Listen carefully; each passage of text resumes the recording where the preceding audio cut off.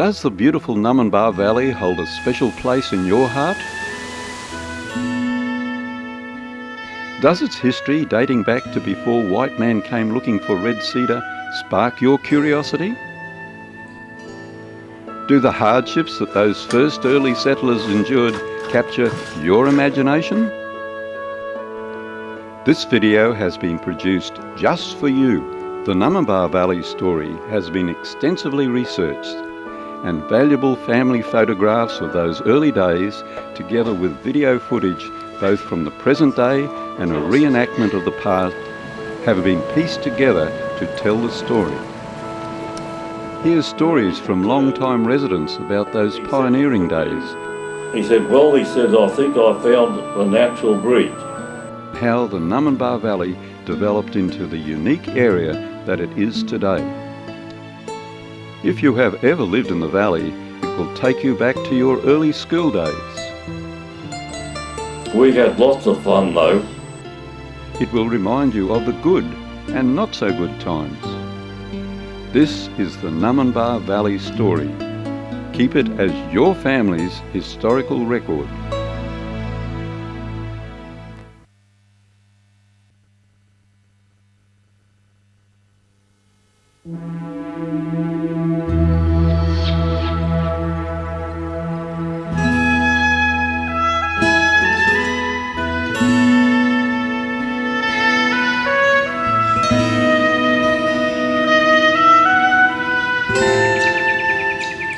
The beautiful Numinbah Valley lies nestled between the ranges of Beechmont and Springbrook in southeast Queensland.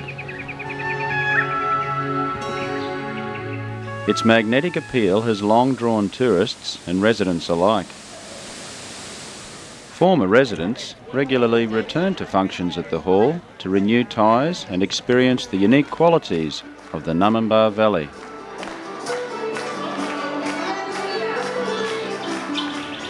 The landscape of the Numinbah Valley is the result of complex geological processes that have occurred over many millions of years.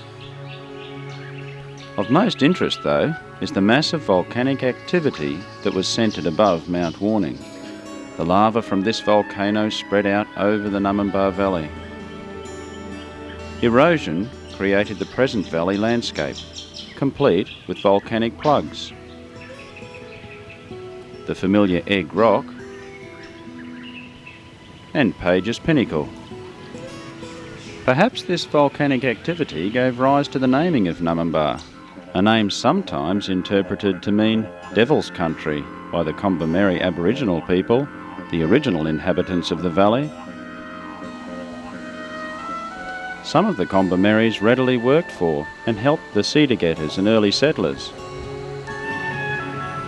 Sadly, their way of life collapsed when their hunting grounds were taken over by cattle and crops.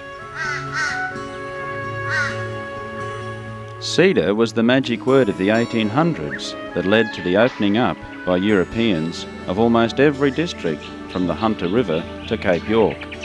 And the Numinbah story certainly begins with cedar, sawdust and sweat.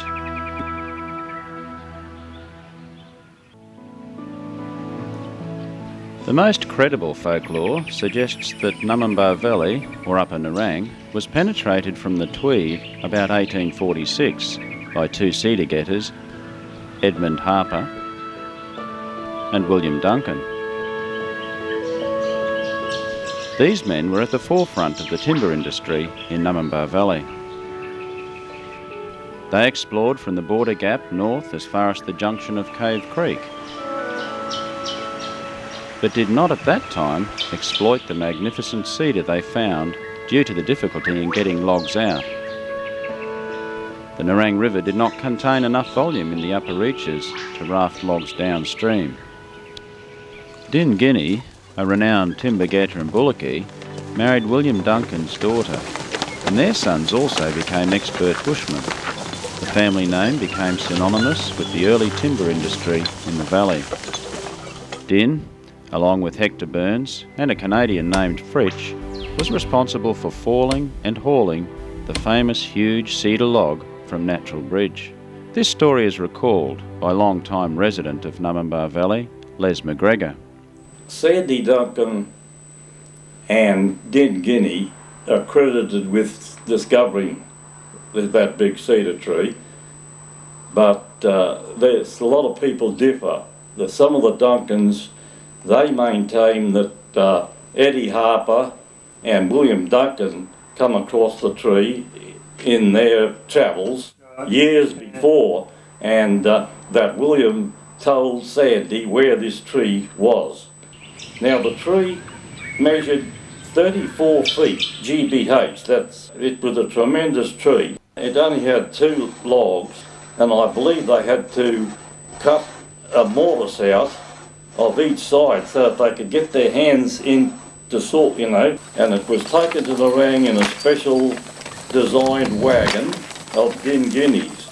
And it's a terrible shame, I think, that tree was ever cut down. What would it be like, what on the tourist attraction would it be like now? Huey Guinness said the canopy of that tree covered nearly half an acre of ground. The discovery of Natural Bridge is another story told by Les. Sandy Duncan and Den Guinea was working in that area cutting cedar, and that Sandy went looking for water to boil the billy for their lunch. And when he returned, he said to Den, I think I found a natural bridge. I'm sure that he was the first white man to discover the natural bridge. Natural Bridge eventually became the name of the area, and a section was declared a national park in 1959.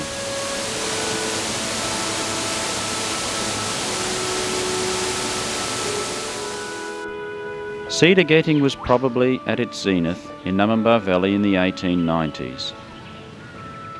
And hoop pine was also a primary target. The timber cutters went deep into the forests, where it was often impossible for the bullock wagons to get the timber out. Philip Thompson, a valley resident, has striven to maintain the art of the Bullocky and keep the images of our heritage alive. He talks about the difficulties in the old days for the Bullockys in Upper Numinbah Valley. Especially up this end in scrub country where there's no grass growing in the rainforest. When you get into open forest like further down, there's native grasses there.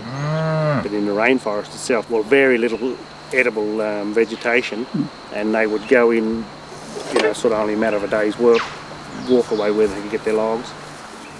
Before any roads were built, the timber cutters faced many problems of getting their cut logs to the sawmills.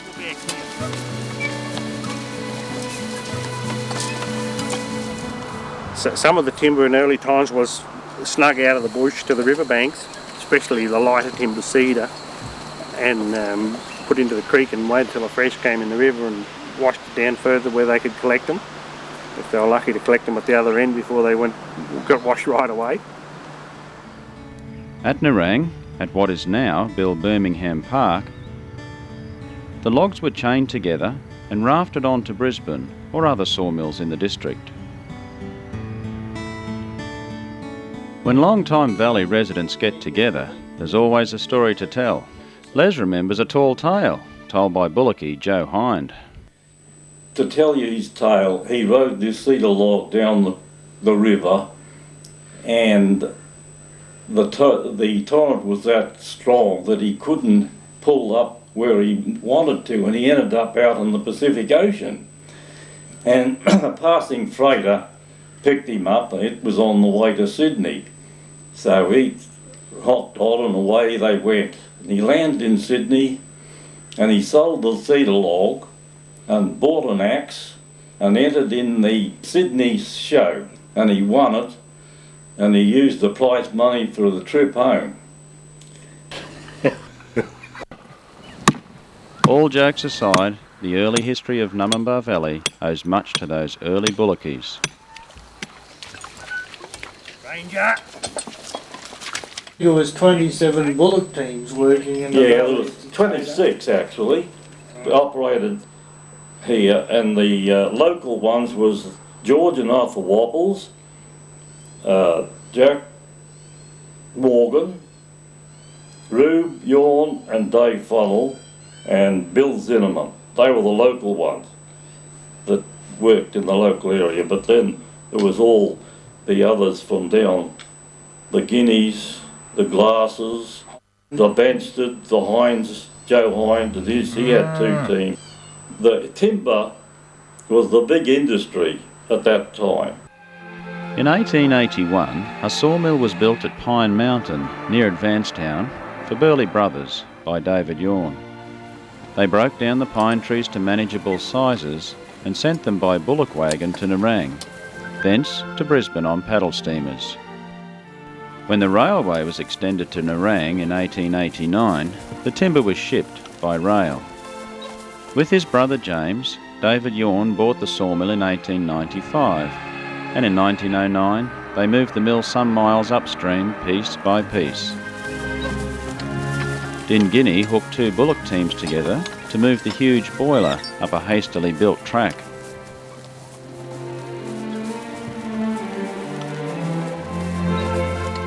The mill was rebuilt, enlarged and improved at its new site in the Numinbah Valley. At this time, settlers were moving into the valley and clearing the land. The development of the valley, I maintain, was made through David Yawn. He's bringing that sawmill into the valley. It created employment, and bullock drivers and bullock teams were used to supply the mill with the logs from different areas. David Yawn had 2 teams, one on the road and one in the bush, and they used to pull the pine and take it down to the mill. Rough and dressed timber of the finest quality was milled to fill orders from many parts of Australia. The sawmill continued to function until it was destroyed by fire in December 1944, a wartime period when 17 sawmills, all on defence orders, were allegedly burnt by sabotage agents. After the war, during the housing and building boom, it is estimated that more timber was recovered by modern machinery and carted to mills in Nerang, Pimpamar and Brisbane than was cut in the valley in the preceding 80 years.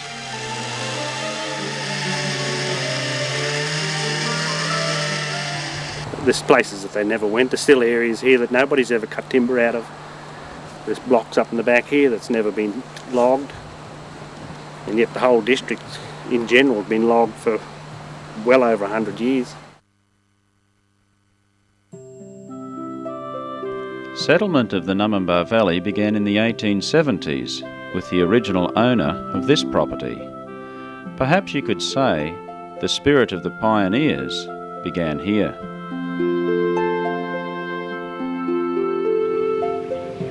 This cottage, located on the site of Frank Nixon's original dwelling, incorporates some pit-sawn timber believed to have come from the kitchen section of that house.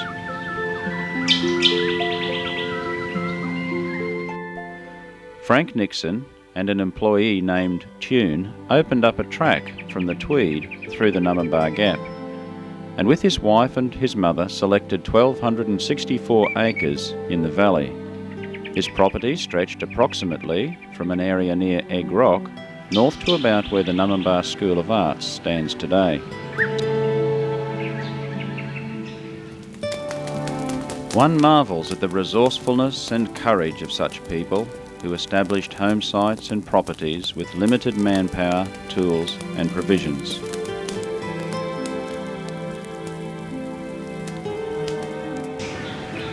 With the assistance of local Aborigines, Nixon bred cattle and horses and had an abortive venture into cedar getting, failing to recover many cedar logs which were left to rot. In those early days, before introduced grasses and clovers, only the forest areas with kangaroo and blady grasses could support stock. Undoubtedly, the first dairy farm in the valley was run by Tom Cowderoy and Tom Lather. who leased Nixon's property after he left the valley in 1889. In those days, dairying faced many problems.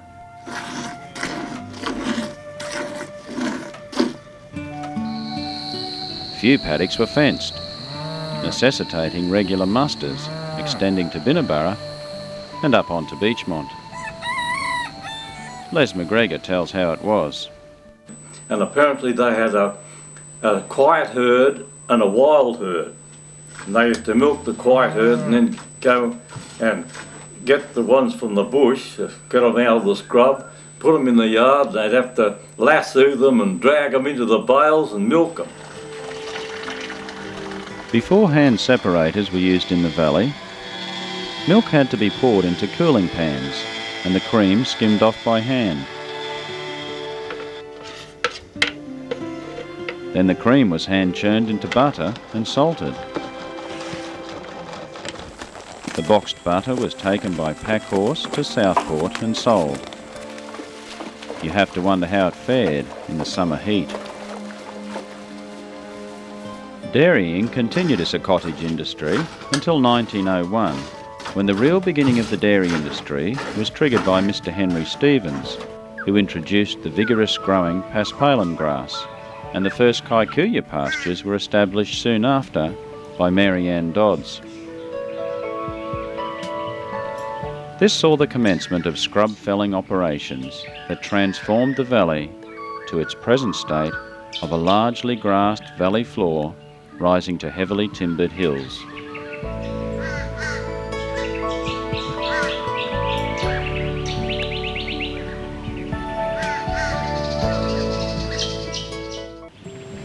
The earliest pioneers displayed determination and perseverance. With provisions arriving by bullock dray just 3 to 4 times a year, settlers needed to be virtually self-sufficient to survive and carve out an existence.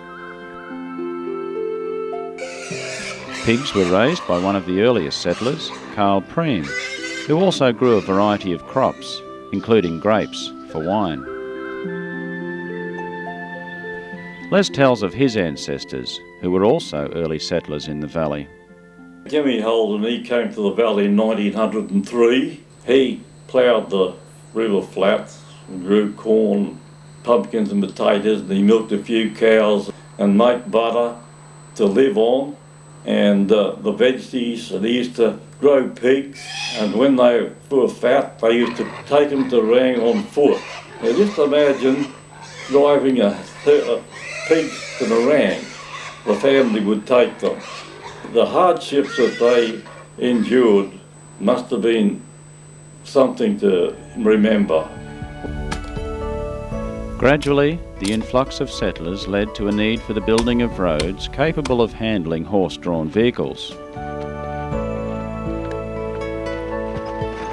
Like this early cream carrier, Henry Blandford started the first cream carrying service to Nerang in 1908, thence by rail to Tweed Heads or Kingston. Another service started to Numinbah in the mid-1920s, first by horse and cart, then later by truck as the road permitted, even though there were still many bullock teams operating and churning up the roads. Many carriers were involved in carrying goods between Nerang and Numinbah and the Numinbah Valley, but Nick Holden was the first to make a success of carting by motor truck.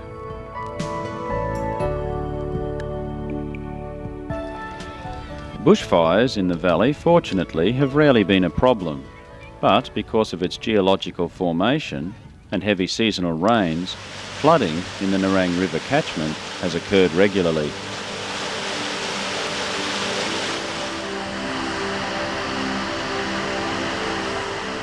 Residents are familiar with days of isolation and inconvenience as poorly drained sections of road and low bridges succumb to the deluges.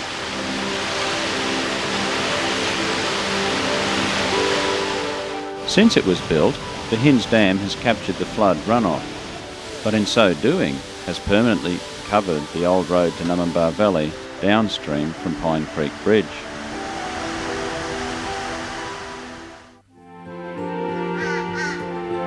Banana growing was first introduced in the Natural Bridge area in 1928 by Fred Lentz and Jack Morgan. Banana farming became one of the major industries in the valley about this time, and together with dairying, provided the best opportunities for settlers to raise their families during the Depression years. Because of the steep terrain in many areas, flying foxes and pack horses were used for transport. A pack saddle from those days is still owned by Philip Thompson. Well, it's just a pack saddle.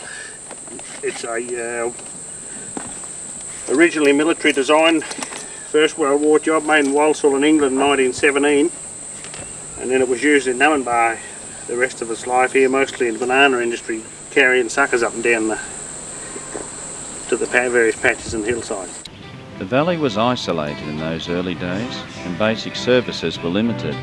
A pack horse mail service was introduced from Nerang to Yorn Sawmill in 1910 and later extended to Natural Bridge. Jock Batten serviced this run for 20